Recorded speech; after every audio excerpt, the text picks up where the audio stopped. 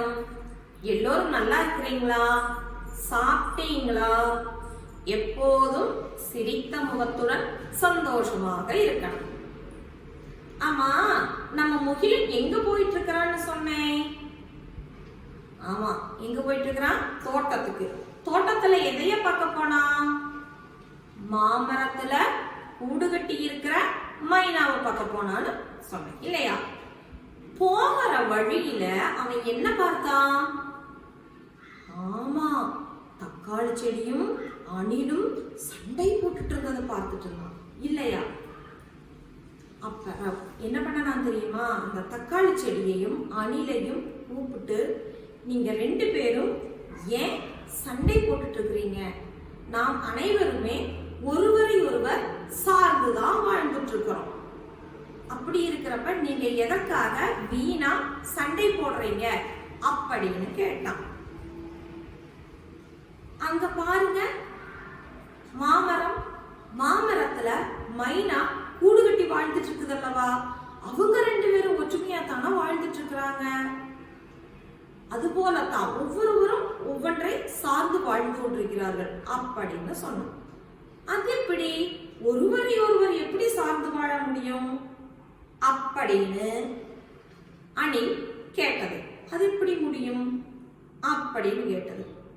அதற்கு நம்ம முகிலன், மாமரத்துல மைனா கூடு கட்டி இருக்குது. அப்ப மைனா எதை சார்ந்து இருக்குது? மாமரத்தை சார்ந்து இருக்குது இல்லையா? அது போல அங்க பாருங்க, தோட்டத்துல பசு மேய்ந்துட்டு இருக்குது. அந்த பசு நமக்கு என்ன தருது? பால் தருகிறது இல்லையா?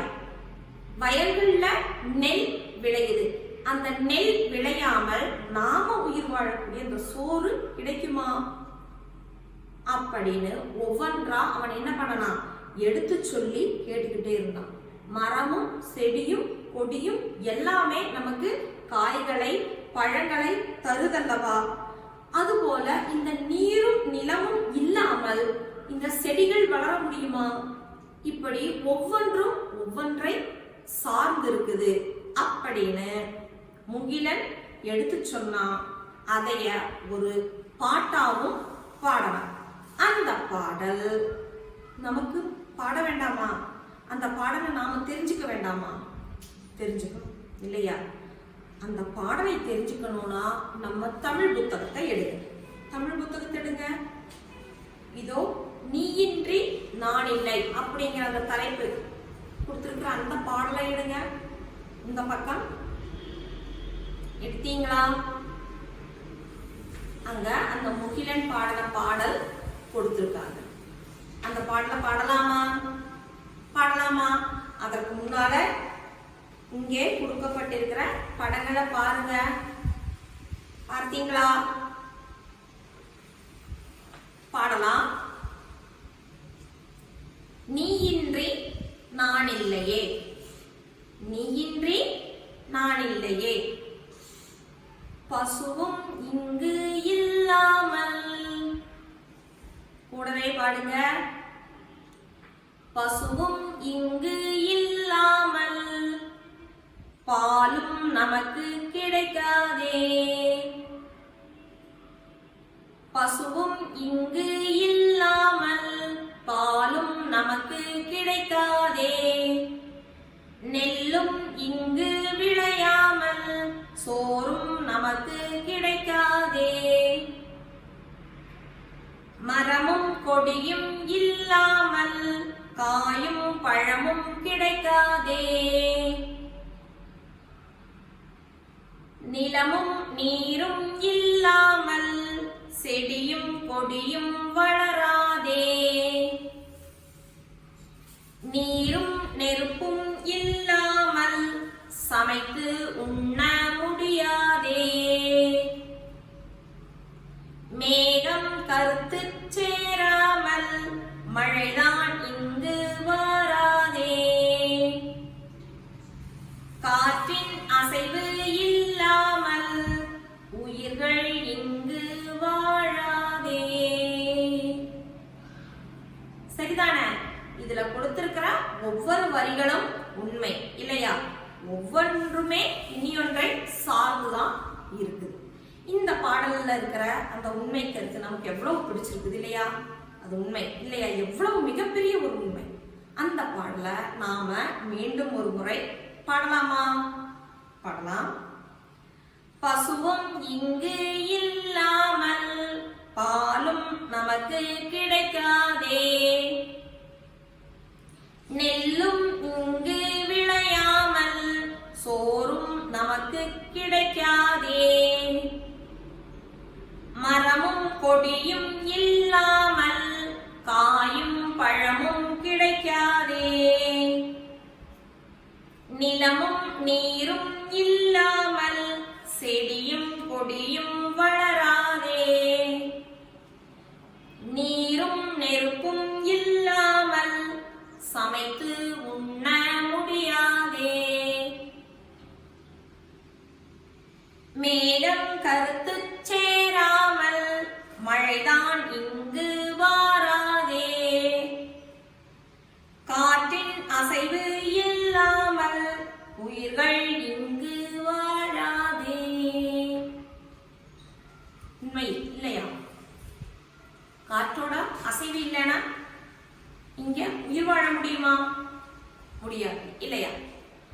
அப்ப இந்த பாடல் நாம புரிஞ்சுக்கிட்டது என்னது? முகிலன் பாடுறது எவ்வளவு ஒரு உண்மை நிறைந்த பாடல் இல்லையா? அதுல ஒவ்வொன்றும் ஒவ்வொன்றை சார்ந்து இருக்கிறது. அப்ப எந்த ஒரு பொருளும் நமக்கு பயன்படக்கூடியதாக இருக்குது இல்லையா? அப்ப நம்ம சுற்றி இருக்கிற ஏதாவது ஒரு பொருள் நமக்கு பயன்பாடு இல்லாமல் இருக்கக்கூடிய ஏதாவது ஒரு பொருள் இருக்கும். யோசனை பண்ணி பாருங்க. இந்த பொருளால இந்த பொருள் எதுக்குமே பயன்படாது அப்படின்னு சொல்லக்கூடிய ஏதாவது ஒரு பொருள் இருக்குமா?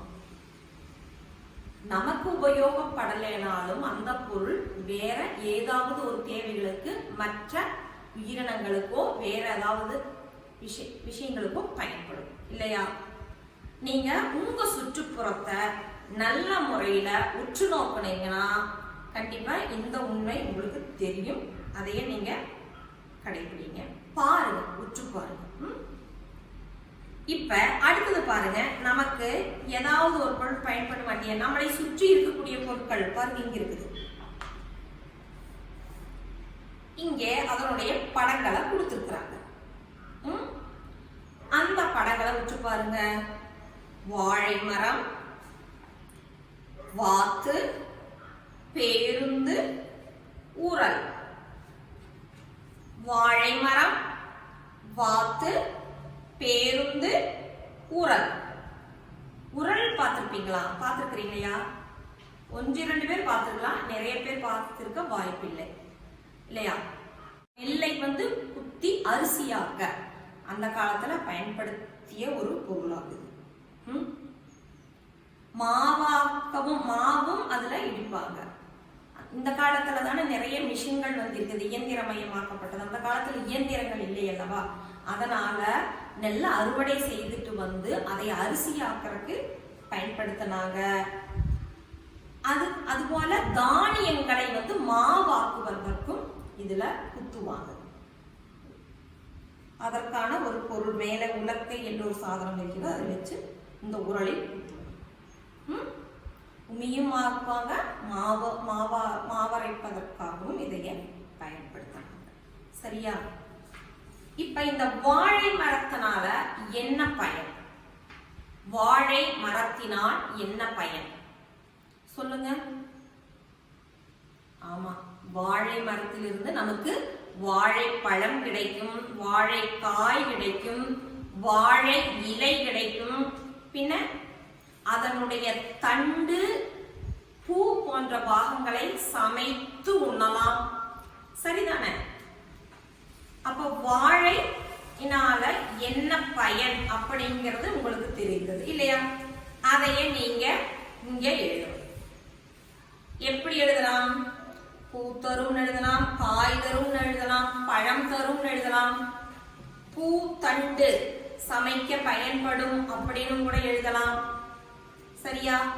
எழுதுவீங்கல்லவா? சரி, எழுது. அது போல வாத்து பாருங்க. வாத்தினுடைய பயன் என்ன? வாத்து முட்டை தரும் இல்லையா? இறைச்சியாக பயன்படுத்துவாங்க.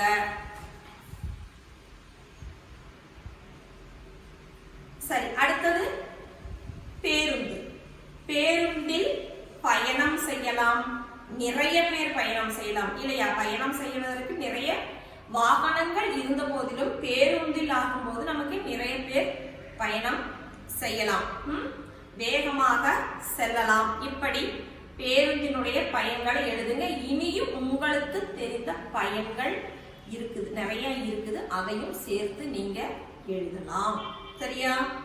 அடுத்தது உரல். டீச்சர் சொன்னது போல நெல் குத்த பயன்படும், மாவு இடிக்கலாம், இது போன்ற விஷயங்களுக்காக உரல் பயன்படுகிறது. இனியும் நீங்க பொறுமையா யோசனை பண்ணி சுயமாக நீங்க இங்க நிறைய விஷயங்கள் எழுதலாம்.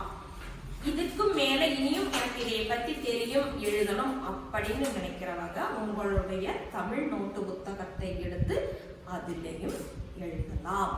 எழுதுவீங்கல்லவா? சரி, இப்ப நம்மளை சுற்றி இருக்கிற ஒவ்வொரு பொருளும் நமக்கு பயன்படக்கூடியது அப்படின்றது உங்களுக்கு தெரிஞ்சது இல்லையா? அடுத்தது நமக்கு அதிகம் பயன்படுவது எது? நல்லா யோசனை பண்ணி சொல்லுங்க. எனக்கு இது ரொம்ப பயன்படும் அப்படின்னு நீங்க எந்த பொருளை நினைக்கிறீங்களோ அந்த பொருளோட பெயரை சொல்லுங்க. இந்த பொருள் தான் எனக்கு நிறைய பயன்படுது அப்படின்னு எந்த பொருளை நீங்க நினைக்கிறீங்களோ அந்த பொருளோட பேர் சொல்லுங்க. ஒரு பயனுமே இல்லாத ஏதாவது ஒரு பொருள் நான் கொஞ்சம் அப்பவே கேட்டேன். நம்மை சுற்றி இருக்கு, நீங்க உற்று நோக்கினீங்கன்னா தெரியும். நம்மள சுற்றி இருக்கிறதுல எந்த ஒரு பயனுமே இந்த பொருளால் இல்லை அப்படின்னு சொல்லக்கூடிய ஏதாவது ஒரு பொருள் அதையும் சொல்லுங்க. ஒவ்வொன்னா எடுத்து பாருங்க, ஒவ்வொன்னா பாருங்க. சொல்லுவீங்களவா? சரி, அடுத்தது இப்ப நம்ம பாடல் வரிகள் பார்த்தோம் இல்லையா? ஒன்று பசு நமக்கு பால் தருதுன்னு பார்த்தோம், நெல்லில் இருந்து நமக்கு சோறு கிடைக்குதுன்னு பார்த்தோம் இல்லையா? அப்படி ஒவ்வொன்றா பார்த்தோம். கோழி நமக்கு என்ன தரும்? கோழி இங்கு இல்லைன்னா என்ன கிடைக்காது? முட்டை கிடைக்காது, குஞ்சு கிடைக்காதுன்னு சொல்றீங்க. சரி, தென்னையிலிருந்து என்ன கிடைக்கும்? தேங்காய், இளநீர் கிடைக்கும் இல்லையா? தேங்காயும் கிடைக்கும், இளநீர் கிடைக்கும், நிறைய விஷயங்கள் அதுல இருக்குது. அதையும் சொல்லுங்க. சூரியன்ல இருந்து என்ன கிடைக்குது? ஆகாயத்தில் சூரியன் இருக்கிறது அல்லவா? சூரியனில் இருந்து என்ன கிடைக்குது? வெளிச்சமும் சூடு இல்லையா? சரி, அப்ப இப்ப சொன்ன இந்த விஷயங்களை பத்தி ஒரு பாடல் இருக்குது நம்ம புத்தகத்துல. அந்த பாடல் வரிகளை நீங்க முழுமையடைய செய்யணும். சரியா? முழுமையாக்கணும். ஆக்குவீங்களா? இதோ இங்க கொடுத்துருக்காங்க. பாடல் வரிகளை முழுமையாக்குங்கள். கோழி இங்கு இல்லாமல், சரிதான். முட்டை நமக்கு கிடைக்காதே, தென்னை இங்கு இல்லாமல், தேங்காய் நமக்கு கிடைக்காதே, சூரியன் இங்கு இல்லாமல், சூடும் நமக்கு கிடைக்காதே. வெளிச்சமும் எழுதலாம், எது வேண்டுமானாலும் எழுதலாம். சரியா? சூரியனிலிருந்து கிடைக்கக்கூடியது சூடும் வெளிச்சம். அப்ப இது போன்ற சொற்களை போட்டு நீங்க இந்த பாடல் வரிகளை முழுமையடைய செய்யணும். செய்வீங்களா? செய்வீங்க. இது போல இனியும் நம்மை சுற்றி இருக்கக்கூடிய எத்தனையோ பொருட்கள் இருக்கிறது இல்லையா? பசுவை பத்தி முகிலன் பாடினா, ஆடு இருக்குது அல்லவா? ஆடு பத்தி நம்ம பாடலாம் அல்லவா? ஆடிலிருந்து நமக்கு என்ன கிடைக்குது அதை பத்தி நீங்க இது போல எழுதலாம். ஆடு இங்கு இல்லாமல், ஆடிலிருந்து உங்களுக்கு என்ன பொருள், பயன்படக்கூடிய பொருள் கிடைக்குதோ அதை நீங்க எழுதலாம். சரியா? இது போல உங்களுக்கு பயன்படக்கூடிய நிறைய பொருட்கள் உங்களை சுற்றி இருக்குது. அதை வைத்து ஒரு பாடல் நீங்க அழகாக தயாரிக்கலாம், பாடவும் செய்யலாம். அடுத்தது, சரி, இப்ப முகிலன் பாடின பாட்டெல்லாம் நம்ம பார்த்துட்டோம் இல்லையா?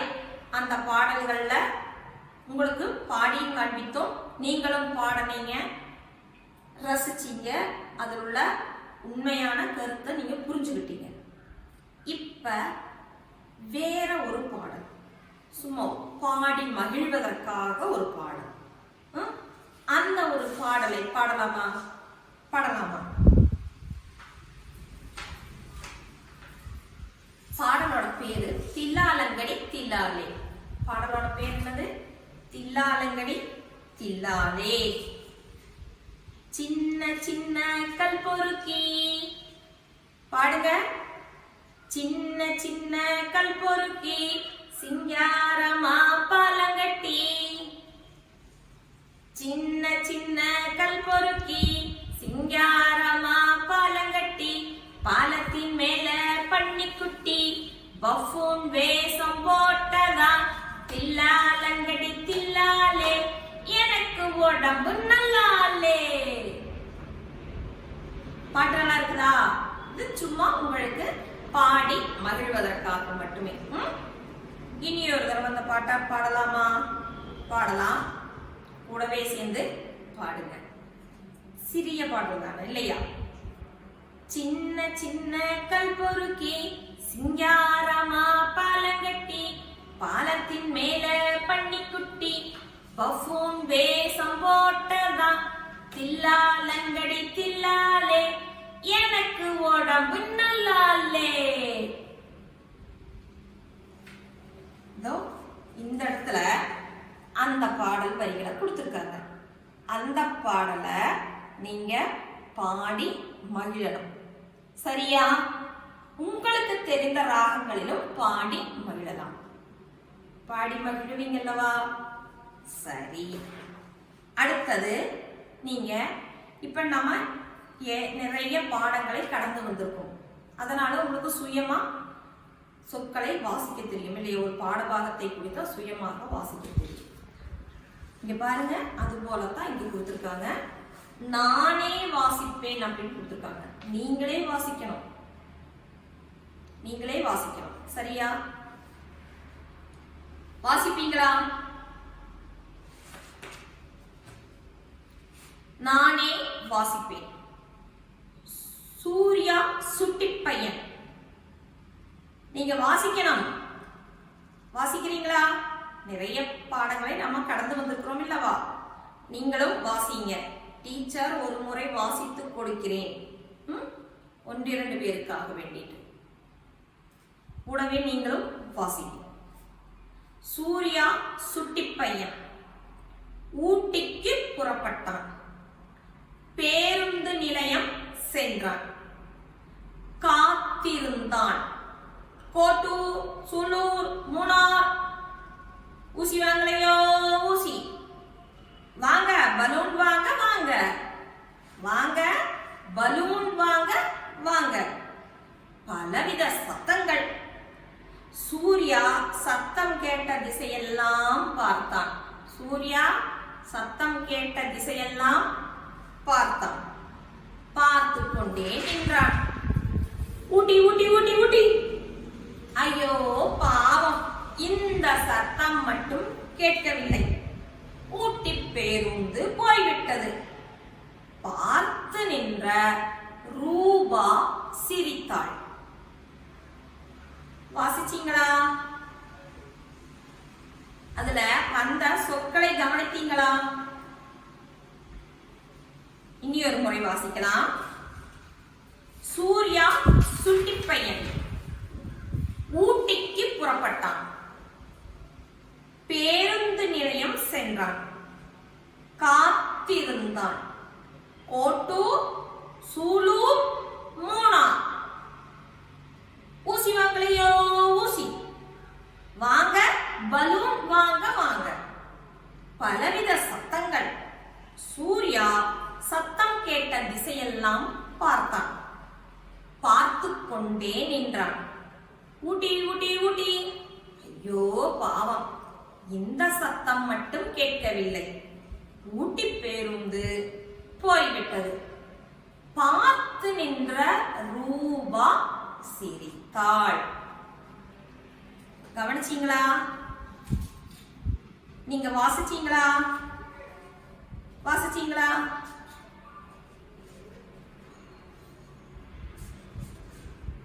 அதுல வரக்கூடிய ஒரு சில சொற்களை உங்களுக்கு நான் காண்பிக்கிறேன். நீங்க வாசிங்க பார்ப்போம். அதுல வரக்கூடிய ஒரு சில எழுத்துக்களை மட்டும் நான் நிறம் மாறி கொடுத்திருக்கிறேன். வாசிங்க. அந்த எழுத்துக்களை உங்களுக்கு அடையாளம் தெரியுதான்னு பாருங்க. யாரு புறப்பட்டு நின்றது? யார் ஊட்டி போக புறப்பட்டு நின்றது?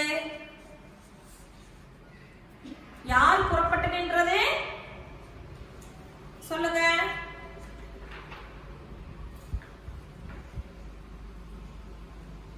யாரு? சூர்யா. நிறம் மாறி இருக்கிற அந்த எழுத்த எப்படி டீச்சர் சொல்லறேன்றது கவனிச்சுட்டாங்க. சூர்யா இல்லையா? எங்க போறதுக்கு புறப்பட்டு நின்னான்னு சொன்னேன்? ஊட்டி. சூர்யா எங்க போறதுக்கு புறப்பட்டு நின்னான்? ஊட்டி. சரியா? சூர்யா ஊட்டி போறதுக்கு புறப்பட்டு நின்னான். அங்க போன போது அங்க என்னென்ன சத்தங்கள் கேட்டது? என்னென்ன சத்தங்கள் கேட்டது?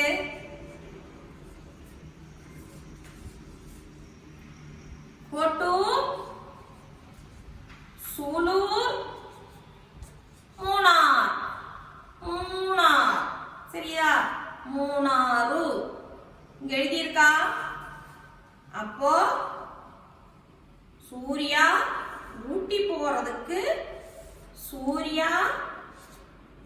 போறதுக்கு புறப்பட்ட போது பேருந்து நிலையத்துல அவனுக்கு என்ன சத்தங்கள்லாம் கேட்டது? கோட்டூர், சூலூர், மூணாறு இல்லையா? மூணாறு. சூர்யா ஊட்டி புறப்பட்ட போது பேருந்து நிலையத்தில் நின்று கொண்டிருந்த போது கோட்டு, சூலூர், மூணாறு அப்படிங்கிற சத்தங்களை கேட்டான் இல்லையா? சரி.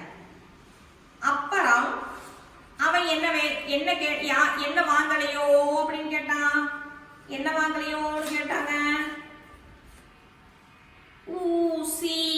இந்த சத்தமும் அவனுக்கு கேட்டது இல்லையா? ஊசி வாங்கலையோ? ஊசி அங்க விற்பாங்கல்லவா பேருந்து நிலையத்துல, அந்த சத்தமும் கேட்டது. பின்னென்ன கேட்டாங்க? என்ன கேட்டது அவனுக்கு? பின்னென்ன சத்தம் கேட்டது? பின்னென்ன வாங்கன்னு கூப்பிட்டாங்க? பலூன் வாங்க பலூன் வாங்க அப்படிங்கிற சத்தமும் கேட்டது. பலூன் இல்லையா? பலூன். சரி. அந்த நேரம் பார்த்து இவனுக்கு ஊட்டி பேருந்து புறப்பட்டு போனது காது கேட்கல இல்லையா? ஊட்டின்னு சொல்லி ஊட்டி பேருந்து புறப்பட்டு போயிருச்சு. அதைய பார்த்துட்டு நின்ன யார் சிரித்தா?